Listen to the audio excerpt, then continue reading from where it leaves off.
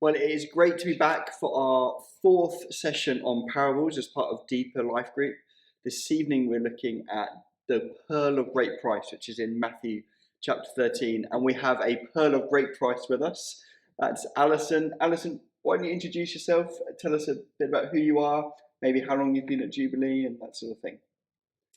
Well, I'm Alison King, and I've actually been at Jubilee since February 1941. Wow. Which is a long time, but considering I'll be 80 in 6 months' time, but I haven't always been an elderly lady at Jubilee Church. Before I got married, I was actually, I'll start at the beginning. I became a Christian when I was 16, and then at that time I hadn't a clue what I wanted to be. But my headmaster suggested that I would make a good nurse, and I hadn't thought about it. I thought, I'd like to work with animals, go and work in Edinburgh Zoo. But I landed up in Edinburgh Royal Infirmary doing my general nurse training, and then went off on to qualify as a midwife. And then latterly, I actually looked after patients who'd had kidney transplants, which in those days was really pioneer surgery, and I actually looked after the very first lung transplant that took place in Edinburgh. Wow.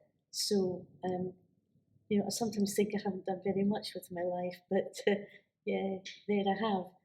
But then I got married, had children, and I thought I was sent to Sunday school and didn't want them to be sent to Sunday school. So when we came to Maidenhead and came here, which was then Maidenhead Baptist Church, I took them to church, took them to Sunday school, and where do we go from there? So you've been at Maidenhead at Jubilee since 1981, so a long time yes, at there's Jubilee. Been big changes there. Yeah. But I did actually take part in some of the children's work. Yeah. So in fact, some of the children watching, probably you had them in the creche when you were looking after. I know you certainly had my two in the creche, or certainly Karis in the creche. That's true. That's true. That's what gave me a big thrill when I saw some of them being baptised. That really was a big thrill. Wonderful. Yes. So we've had a bit of a snapshot into your life, Alison. So it's great that you're here with us, and I'm so glad that you said yes when I asked you to come and talk to us about this parable. Just before we hand over to the guys there, we're going to play a little bit of a game. Are you okay if we play a bit of a game? I'm not a games person, but I'll go for it. Okay, we'll go for it. So it's a little bit like The Price is Right. So I'm going to show you a number of different pictures. So the first one is a Lego BMW motorbike. So hopefully you can see that on the screen. A Lego BMW motorbike. And I'm going to give you the price of this one. This would cost you £220 for a Lego BMW motorbike. So all you've got to do is, as we go through the pictures, say whether or not you think it's going to be higher or lower than the one before. So a Lego BMW motorbike is £220. The first one's very easy. How about a real BMW motorbike? Higher. Do you think that's higher or lower? Yes, higher. Higher, it is definitely higher. That's a nice easy one. They get harder from now on. So that is high. Yeah, that's £15,500 from the BMW garage just down the road from you. So the real one costs £15,500. So that's a figure you've got to remember. So the next thing is a gold Rolex watch. Okay, do you think that's more or less than £15,500? I think it could be more. You're going for more? Well, you can get watches which are more, but this one costs a mere £11,000, Alison. So Not very much at all. Okay, right, the next thing is, now this one I thought, this is in honour of both you and myself. It is a Scotch whisky, because you're Scottish, but not that I drink whisky, I don't know whether you do, but this was, came about in 1982, which is the year I was born, so he's 40 years old. So a 40-year-old Scotch whisky, more or less than £11,000. Let me guess less. Less, you're right, it is less. It's only £1,500. So a bargain of a whisky. Now this is, now again, I don't know much about guitars, but this is a Les Paul or Les Gibson or Paul Gibson, Les Paul Gibson guitar. Do you think it's more or less than £1,500? More. More, it is more. Only just though, it's £1,800. I think there might just be one or two more. This is a flag commemorating the Queen's coronation in 1953, an original flag. You can get this on eBay right now. I just got it printed off eBay. So more or less than 1,800. More, actually, it's less. It's only £800, an absolute bargain. And then finally, a ready-made, fully lit Christmas tree from Costco. Less than £800. It's actually more. £1,350 for that Christmas tree from Costco, which is a lot of money. Okay, we're going to hand back over to you guys watching at home. You're going to play the exact same game, different pictures, different items, and your very organised life group leaders will be bringing around those pictures and organising the game, and you've got to guess, and we're going to see who wins.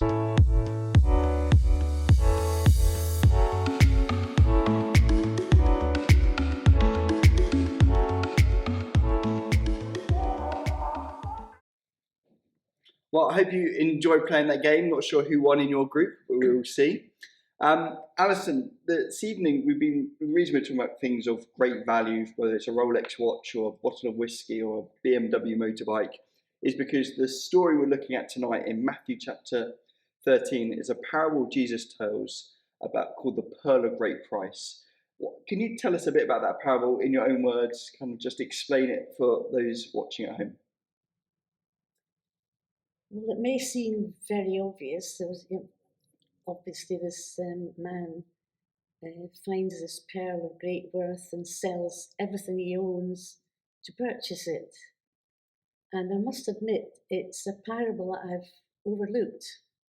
And this was an opportunity to have a closer look at it.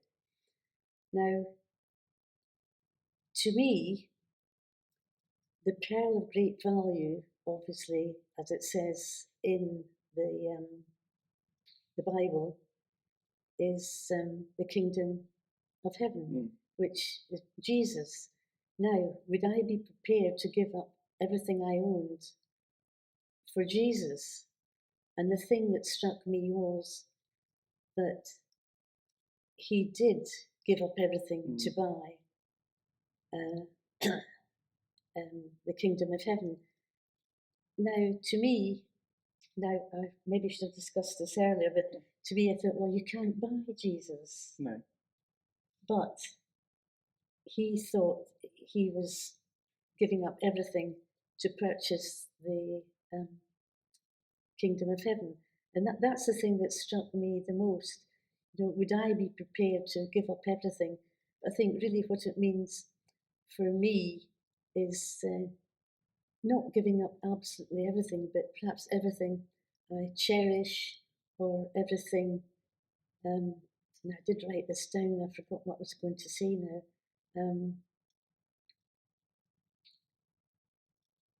Can I just have a look? Yeah, have a look. No, we're not in any rush, so you go for it. So my memory's not as good as it used to be.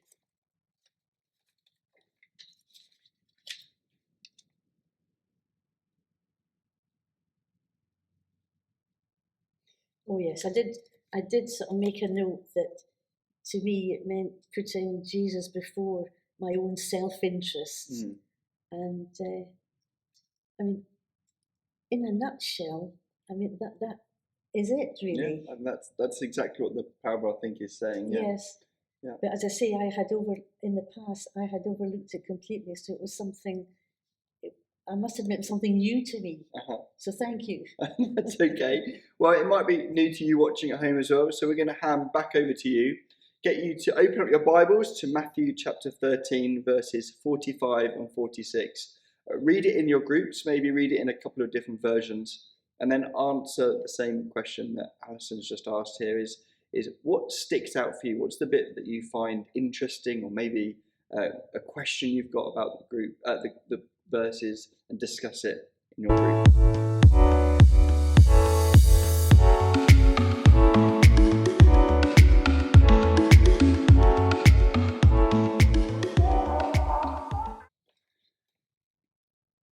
So hopefully you've had a chance to look at that passage now and have a bit of a think about it. So Alison, you talked about there are things that can maybe distract us or pull us away from Jesus. What things in life do you think can pull us away or distract us from the pearl of great price, which is Jesus? Well, I think it can be the company that we keep. Sure. That can draw us away. And I know in my case, well, it was not being welcomed at church, quite honestly. But then I stopped reading the Bible, and eventually talking to Jesus just tailed off. And I think that is the main thing that pulls people away, is the lack of not just reading the Bible and talking to Jesus, but not being in Christian company, being drawn away by people that have perhaps even no morals. Sure. I think that's right. Certainly, I think there's Bible verses which talk about that. And they say bad company corrupts good character, and how we need to choose our friends wisely, and that's really good advice.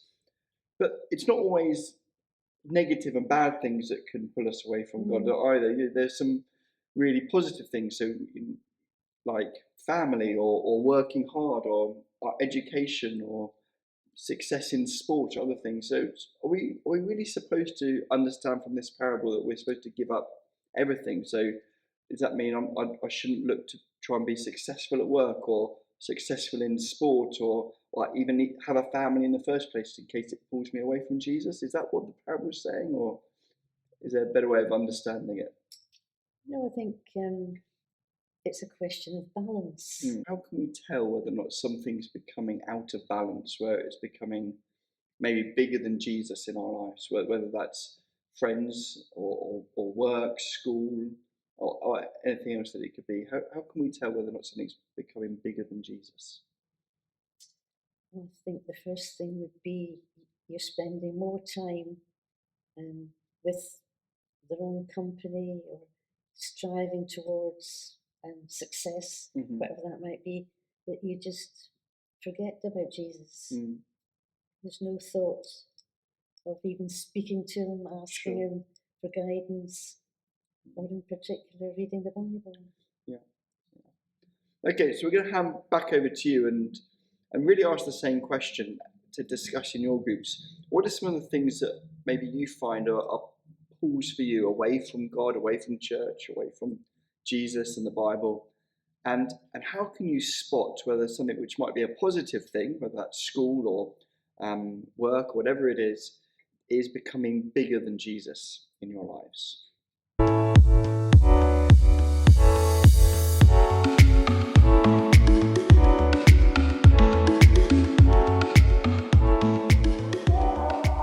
So Alison, sometimes for all of us, life can just take over and get busy, whether or not it's work, or whatever other things you've talked about. Maybe you could tell us a bit of your story about how you found trying to keep Jesus at the centre and keep him as the great treasure and at the centre of your life. What's some of your story? Well, when I became a Christian at the age of 16, I vowed I would never let God out of my sight. I'd be close to Jesus. And one thing in particular was I wouldn't marry a non-Christian. well, as life went on, and I can't say what really drew me away completely, but I did grow completely away from God in my middle 20s. And I mean, I wasn't in really bad company, I wasn't doing really bad things, but I was just happy doing what I was doing. I met somebody who was a non-Christian, I married them. There was a few bad things that happened that I'm not going to detail about. But as time went by, I was just quite happy, jogging along. As I say, got married and had 2 children. And as I say, moved to Maidenhead, and everything was fine. But at the point of coming here, when I brought the children here, I just felt an overwhelming visit of the Holy Spirit, really that drew me back. And I remember after a morning service just sobbing uncontrollably, and I didn't know what was wrong. And then I realised what it was, how God was drawing me back after 10 years. Wow. And as I say, nothing really horrendous happened in that time. But one thing I was aware of when I looked back on it was, although I was away from God, I realised, looking back at everything that had happened, He'd been there in my life. Amazing. All the way. And I was just so grateful for that, because I wasn't close to Him at all. That's a wonderful testimony, isn't it, to God's grace and His the fact that He doesn't let go of us. So you made that commitment at 16, and even though maybe there are moments where you felt closer and then further away from God, God never let you go.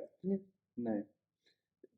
Alison, so how then do we avoid those mistakes? How do we keep Jesus at the centre? How do we keep Him as the great treasure and joy of our lives?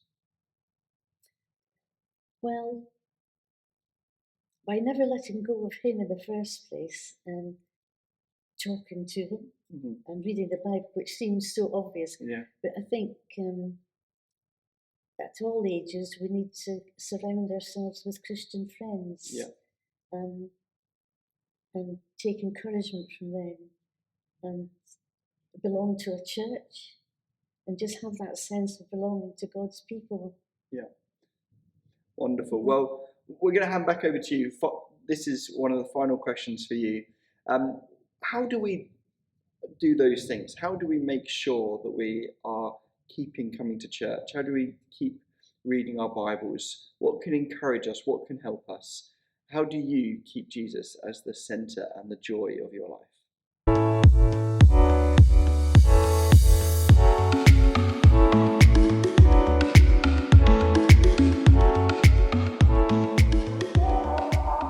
So, Alison, one of the reasons I wanted to ask you about this parable in particular was because you are older than lots of the people, or pretty much everyone watching at home. I'm trying to be polite here. I'm not doing a very good job.